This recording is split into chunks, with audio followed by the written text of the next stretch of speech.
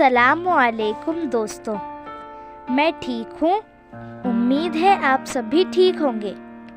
तो चलिए रुख करते हैं हमारे दानिश और नाज की कहानी के पार्ट 15 की तरफ। वो भी परेशान हो गई थी। उस डायरी में नाज की फोटो थी जो बचपन से लेकर जवानी तक की थी, जो उसने उसी की एल्बम से निकाली थी। उस डायरी में हर वो बात लिखी हुई थी जो नाज से ताल्लुक रखती थी। जब वो लंदन में था तब भी एक एक लम्हे की बात लिखी हुई थी जो नाज के बारे में सोचता होगा। जब शादी में गए हुए थे तब की भी सारी बातें उस डायरी में मौजूद थी। माँ बेटी दोनों ये सब देखकर परेशान हो गई थी। दानिश तो नाज को बचपन से ही चाहता था। इन लोगों को आज पता चला था। वो दोनों महसूस कर सकती थी कि दानिश की क्या हालत होगी, वो भी उस वक्त जब वो उसके सामने किसी गैर की होने वाली थी। अम्मी क्या कर रही हो? दानिश के अचानक आने पर वो दोनों घबरा गई थी और डायरी को कपड़ों में छिपा दिया था जो अभी फैले हुए थे। कुछ नहीं बेटा, बस घर की सफाई कर रहे हैं। उन्होंने डायरी वाली बात दानिश से छिपा ली थी। वो जानती थी कि अगर दानिश को पता चल जाएगा कि ये सारी बातें अम्मी और अप्पी को पता चल चुकी हैं, तो वो शायद उन लोगों की नजरों में शर्मिंदा हो जाए, और वो दोनों ये नहीं चाहती थी। इसलिए डायरी को कपड़ों में छिपा दिया था।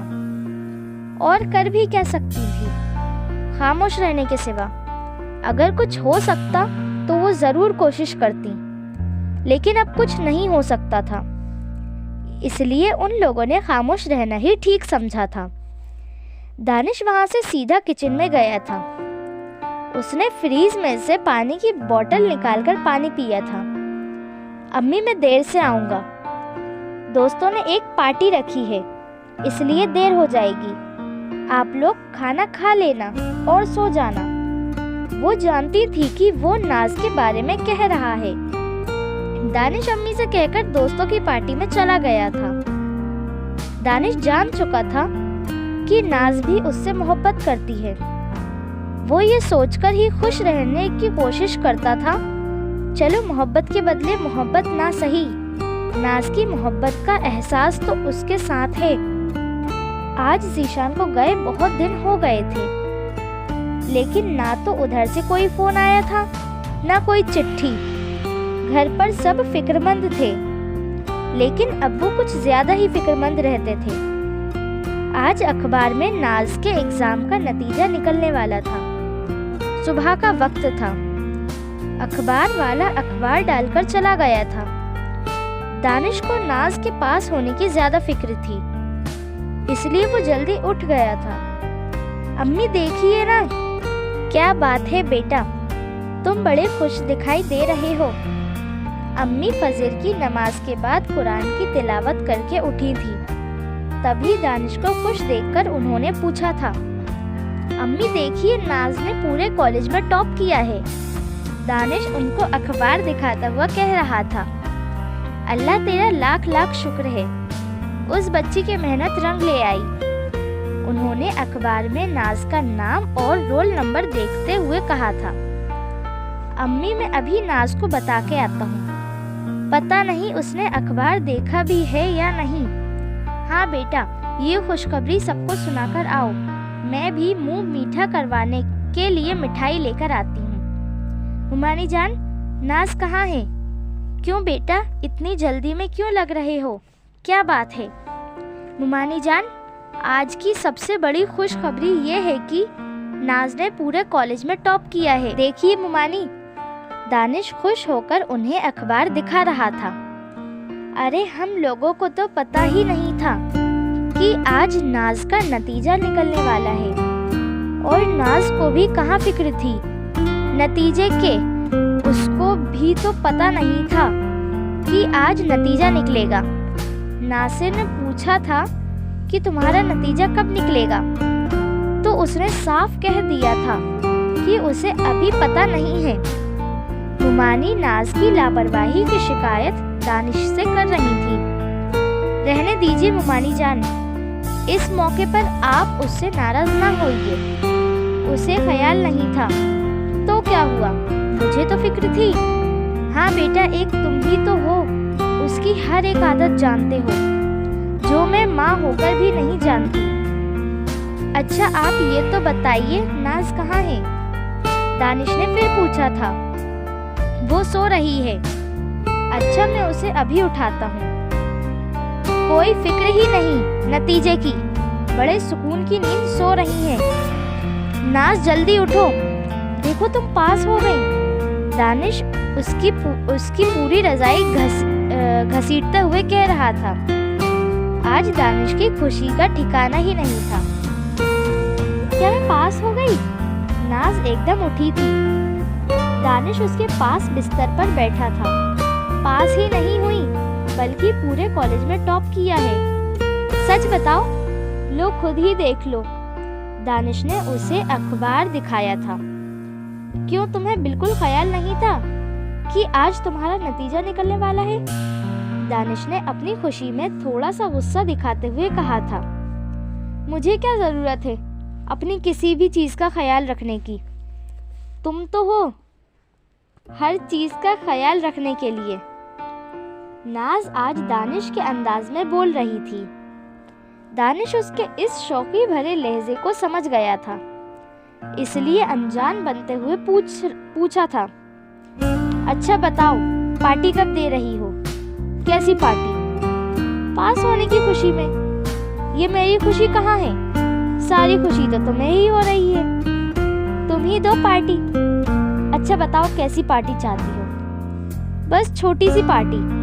छोटी सी मतलब ये कि किसी महंगे से होटल में जाकर रात का डिनर करेंगे। ये छोटी सी पार्टी है, दानिश मुस्कुराता हुआ कह रहा था।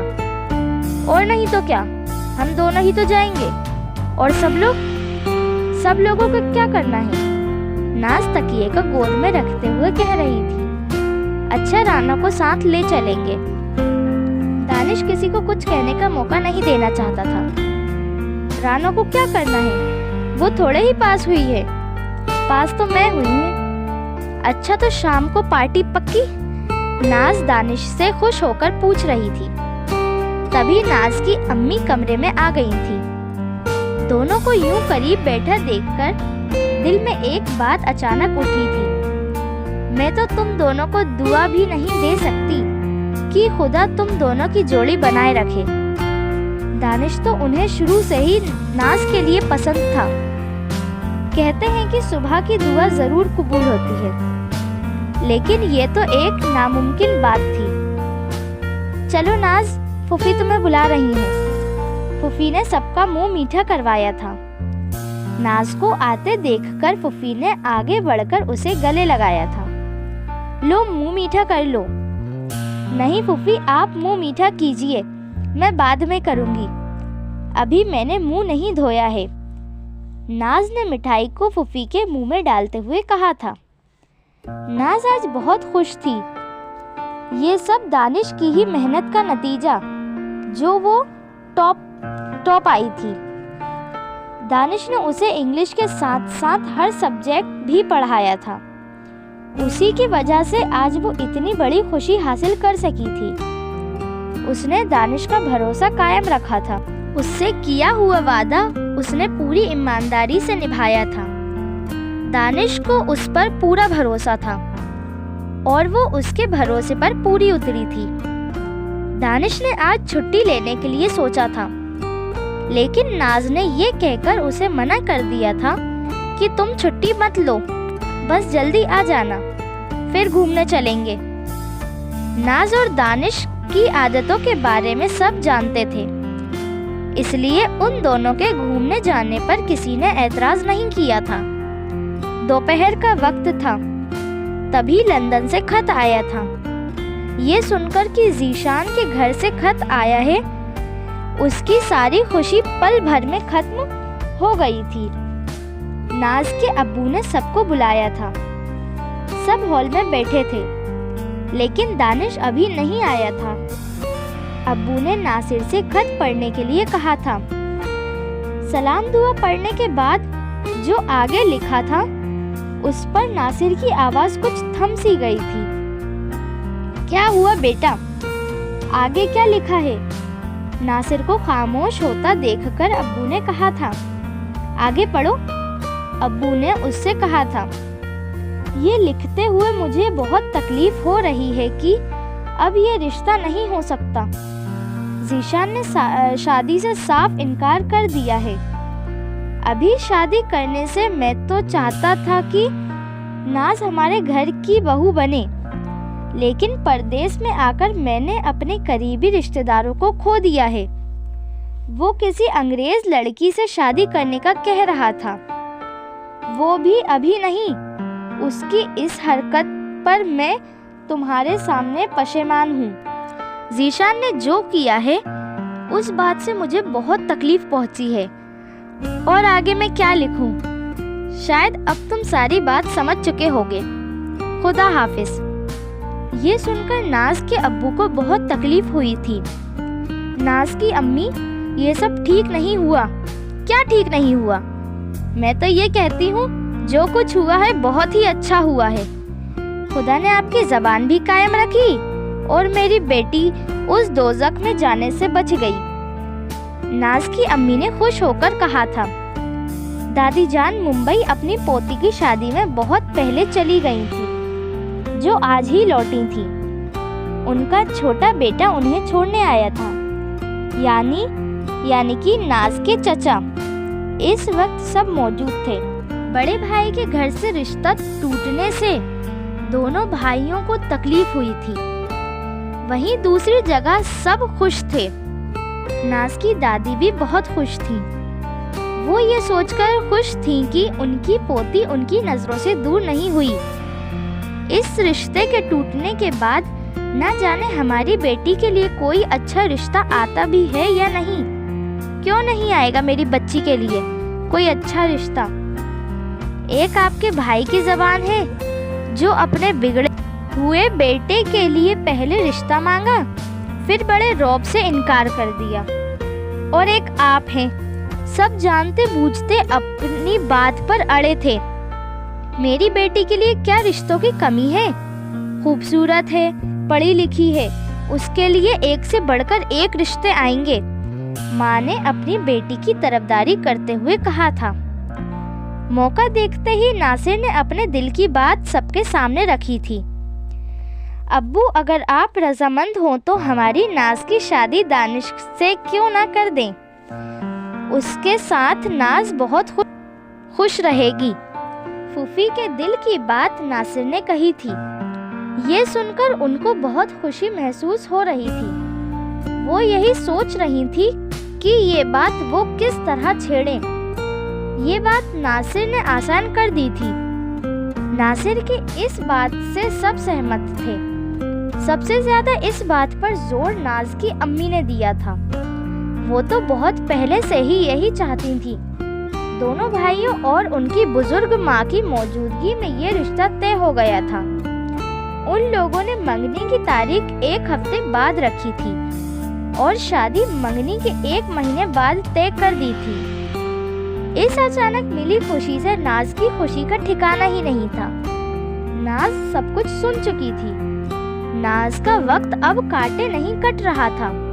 वक्त जैसे थम सा गया था। नाज बेकरारी से दानिश के आने का इंतजार कर रही थी। इस बेकरारी के आलम में न जाने कब वो दानिश के कमरे में आ गई थी। वो दानिश की तस्वीर हाथ में लिए हुई थी जो उसने पास रखी मेज पर से उठाई थी। वो दानिश की तस्वीर से बातें कर रही थी।